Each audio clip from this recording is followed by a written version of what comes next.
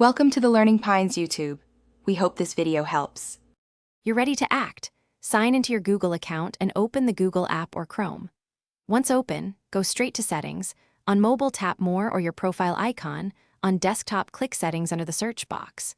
Make sure you know whether you want to stop trending suggestions entirely or remove specific past searches. Both are possible. Now, move to the relevant settings area so you can turn off autocomplete trends or remove history entries without delay. Once in settings, toggle off autocomplete with trending searches to stop new trend suggestions from appearing. Next, open My Activity to inspect stored searches. You can tap the three dots next to any item and choose Delete to remove specific entries.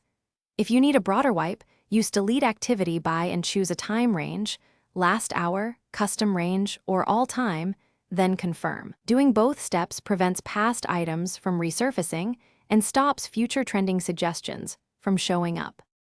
To finish, clear your browser cache or force close and reopen the Google app so changes take effect.